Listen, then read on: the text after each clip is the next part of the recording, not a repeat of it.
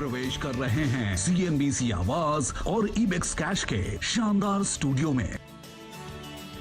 CNBC आवाज और ibex cash studio में आपका स्वागत है। मैं हूं मनीषा गुप्ता और सबसे पहले आपके लिए एक बहुत बड़ी खबर लेके आएंगे, जहां पर वाणिज्य मंत्रालय यानी कि कॉमर्स मिनिस्ट्री की तरफ से एक सोर्सेज के थ्रू ये खबर आई है कि शायद गोल्ड की इंपोर्ट ड्यूटी यहां पर फिर से घटाई जा सकती है। सालों साल 12.5% ऑल टाइम हाईज ड्यूटी रहने के बाद जो पिछला बजट था, यानी कि जो फरवरी 2021 का बजट था, हमने वहां पर जो ड्यूटी है सोने की इंपोर्ट की वो 12.5 से 7.5% तक कम होते हुए देखी थी। अब खबरें ये आ रही हैं कि शायद इसे 7.5% से भी कम किया जा सकता है और 4% तक ले आने की बात है।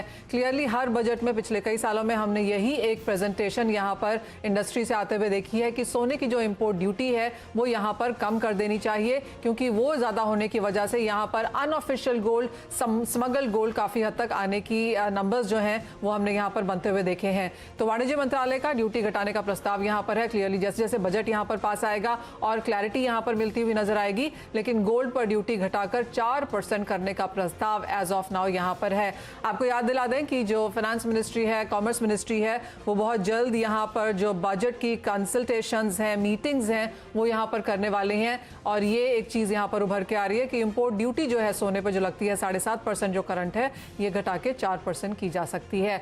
हमारे मेहमान हमारे साथ जुड़ चुके हैं। धर्मेश भाटिया हैं एमिरेट्स NBD के, SMC ग्लोबल की वंदना भारती, और हमारे साथ इसके अलावा मनोज झा भी हैं। मनोज, आपसे पहले जानना चाहेंगे, क्लियरली ये एक रिक्वायरमेंट रही है, आस्क रहा है इंडस्ट्री की तरफ से, एक्सपेक्टेशंस हैं कि ड्यूटी घटाई जा सकती है। आप क्या कहेंगे इसके बारे में? और गोल्ड एसोसिएशंस के जिनके आप भी यहाँ पर मेंबर हैं, क्या ये प्रेजेंटेशन जारी रही है? नमस्कार मनीषा जी। जहां तक इंपोर्ट ड्यूटी की बात है तो वो लास्ट ईयर भी 7.5% किया गया था, लेकिन इफेक्टिवली वो 10% ही है, क्योंकि 2.5% एग्रीकल्चर टैक्स लगता है, इसलिए ओवरऑल 10% ही इंपोर्ट ड्यूटी लगती है।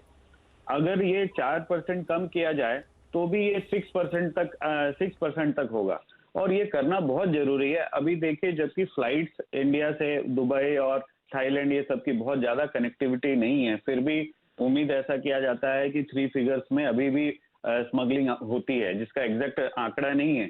लेकिन जैसे ही ये फ्लाइटें वटे सब पूरे नॉर्मल हो जाएंगी तो ये वापस पहले की तरह स्मगलिंग लेवल बहुत ज्यादा बढ़ जाएगा। सो गवर्नमेंट का ये पहल बहुत अच्छा है और इसका होना बहुत जरूरी है। आप देखिए, आज यहाँ पे इंडिया में कोई ज्वेलरी खरीदता है, अगर वो उतना ही पैसे बचा ले इम्पोर्ट के, जैसे 5 लाख है, 10% बचा ले तो 50,000 रुपए में तो आदमी दुबई जाके आ जाता है। तो अगर पूरी फैमिली आज शॉपिंग करनी हो और वो अगर वो शॉपिंग वहाँ दुबई में जाके करे और जितना अलाउड ज्वेलरी है वो खरीद के लेके आ जाए, तो उसको तो भी आना जाना, वहाँ का होटल सब फ्री हो जाता है। तो गवर्नमेंट का ये पहल बहुत अच्छा है और ये बहुत जरूरी है कि ये इसको इफेक्टिवली 4% कम करे, यानी कि 2.5% जो एजुकेशन चेस, ये एग्रीकल्चर चेस लगाया हुआ है वो भी हटाए, तो ही इसका कोई फायदा होगा। और ये हटाएंगे तो ही इंडस्ट्री ग्रो करेगी। इसकी वजह से इंडस्ट्री को बहुत तकलीफें कई सालों से हो रहा है। तो ये मेरा आपसे रिक्वेस्ट है, स्पेशली इस खास बजट में इसको इम्प्लीमेंट करना बहुत जरूरी है। जबकि गवर्नमेंट शायद इसको, अभी इंटरनेशनल स्पॉट एक्सचेंज आ रही है, उसमें उसका कोई फायदा नहीं है, डोमेस्टिक स्पॉट एक्सचेंज के को दिमाग में रख के इस चीज को कम कर रही है। लेकिन अभी डोमेस्टिक स्पॉट एक्सचेंज को आने को कम से कम मुझे लगता है 8-9 महीने या साल भर से ज्यादा है। लेकिन ये कम हो जाएगा तो जो ग्राहक हैं उनको इलीगल गोल्ड नहीं मिलेंगे, अच्छे गोल्ड मिलेंगे, और डेफिनेटली गवर्नमेंट को भी ज्यादा से ज्यादा रेवेन्यू आएगी। ठीक है। अच्छा, एक चीज और बताइए फिर मनोज जी, अगर आप सेंस दे पाए कि फिलहाल इंपोर्ट्स की सिचुएशन है कैसी, डिमांड, क्योंकि हमने ऑलरेडी दिवाली के बाद पोस्टपोन होते हुए देखी है, वेडिंग सीजन ने भी उसको सपोर्ट किया है, तो डिमांड ट्रेंड्स कैसे आ रहे हैं, और अगर ये गोइंग फॉरवर्ड इस तरह कोई डिसीजन लिया जाता है तो फिर क्या इंपोर्ट्स हम बढ़ते हुए देखेंगे? देखिए, डिमांड तो ऑल टाइम हाई है, इसमें कोई डाउट नहीं है। पिछले 2 महीने में 120 और 100 टन हुआ है। ये दिसंबर में भी अप्रॉक्स 50 टन होने की संभावना है, जो कि ऑल टाइम दिसंबर में जो इंपोर्ट होती है उससे ज्यादा होगा। लेकिन इस क्वार्टर को अगर एवरेज आउट करेंगे तो पिछले 5-6 साल के हायर साइड पे रहेगा। एट द सेम टाइम अभी डिमांड थोड़ी सी हल्की सी स्लो हुई है। उसका रीजन ये है कि पूरे वर्ल्ड वाइड आप देखोगे तो 15 दिसंबर से 15 जनवरी कोई ना कोई रीजन से लोग यहाँ, जैसे अधिक मास जैसा मनाया जाता है इंडिया में, इन दिनों ना ज्वेलरी नहीं खरीदते हैं, बाइंग नहीं करते हैं।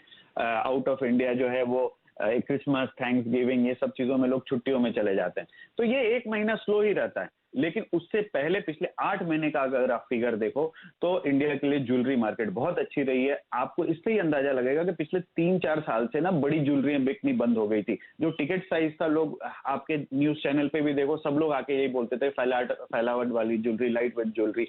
लेकिन आज के दिन में लोग हैवी ज्वेलरी भी 10 लाख 15 लाख की ज्वेलरी इजीली खरीद रहे हैं। तो डिमांड बहुत अच्छी है और आगे भी मुझे ऐसा लगता है 2022 में demand all time high demand रहेगा।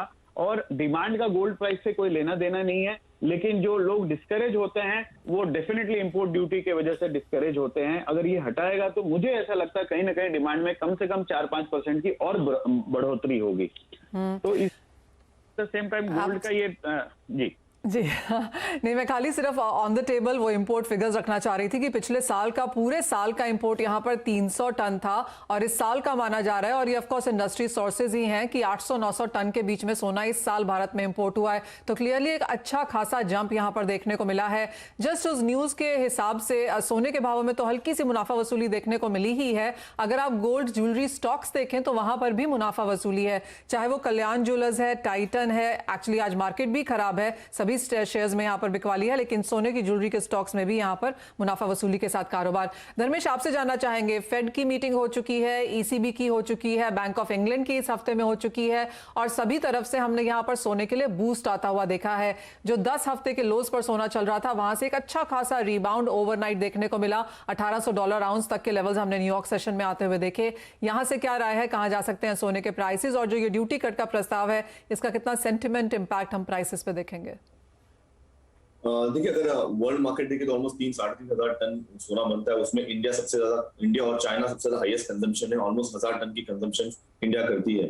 बट अगर आप इंडिया की बात करें तो गवर्नमेंट नहीं चाहती कि इंडिया में ज्यादा गोल्ड इंपोर्ट हो, क्योंकि अगर ज्यादा इंपोर्ट होता है गोल्ड तो ट्रेड डिफिसिट बढ़ जाता है।